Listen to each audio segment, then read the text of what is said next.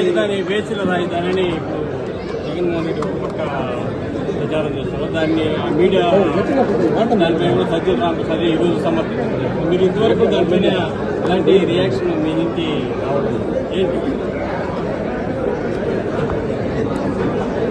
ఈరోజు అమరావతి మన రాజధాని అన్నది ఒక వాస్తవం, అందరికీ గర్వకారణం. అలాంటిది గత 10 సంవత్సరాలుగా ఆంధ్ర రాష్ట్రానికి ఒక రాజధానియే లేకుండా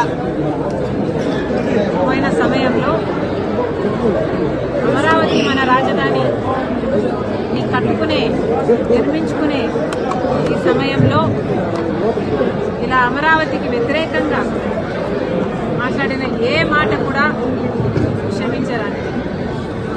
అసలే ఒక రాజధాని లేకుండా బాధపడుతున్న ఆంధ్ర రాష్ట్రానికి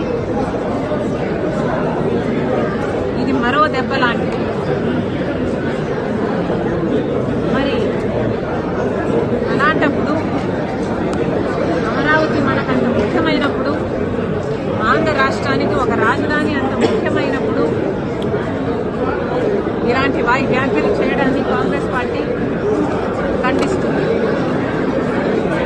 ఒక పార్టీకి చెందిన ఒక మీడియా హౌస్, వైసీపీ పార్టీకి చెందిన సాక్షి మీడియా హౌస్ లోని ఒక యాంకరు, వాళ్ళు పిలుచుకున్న ఒక గెస్ట్ స్పీకరు, ఇద్దరూ కలిసి అమరావతి వేశ్యల రాజధాని అని వ్యాఖ్యానించడం చాలా చాలా దురదృష్టకరం. ఎవరైనా ఖండించాల్సిన విషయమే. కాకపోతే నాకు ఇక్కడ అర్థం కాని విషయం ఏమిటి అంటే, ఇది ఇంత ముఖ్యమైన పొలిటికల్ అంశం అయినప్పుడు, అంతేకాదు ఒక సోషల్ ఇష్యూ, ఒక పొలిటికల్ ఇష్యూ అయినప్పుడు ఇంత పెద్ద విషయంలో ఒక పొరపాటు జరిగితే మరి ఒక పొలిటికల్ పార్టీ అయినా, ఒక మీడియా హౌస్ అయినా క్షమాపణ చెప్పడము కామన్ డెకోరం. అలాంటిది మీడియా హౌసే ఒక పొలిటికల్ పార్టీకి చెందినప్పుడు ఆ మీడియా హౌస్ చేసిన కొన్ని వ్యాఖ్యల వల్ల కోట్ల మంది ప్రజలకు ఆవేదన కలిగినప్పుడు ఆ మీడియా హౌస్ అయినా, ఆ పొలిటికల్ పార్టీ అయినా క్షమాపణ చెప్పాలి. మరి ముఖ్యంగా సాక్షి మీడియా హౌస్ నడుపుతున్న భారతిరెడ్డి గారు సాక్షి మీడియాలో ఇంకా ఘోరం జరిగింది కాబట్టి మీరు క్షమాపణ చెప్పడంలో తప్పు లేదు, అది మీ బాధ్యత.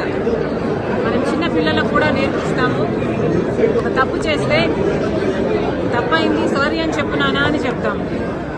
మరి అలాంటప్పుడు ఒక తప్పు జరిగినప్పుడు సారీ చెప్పుకోవడంలో, సారీ చెప్పడంలో నామోషి లేదు.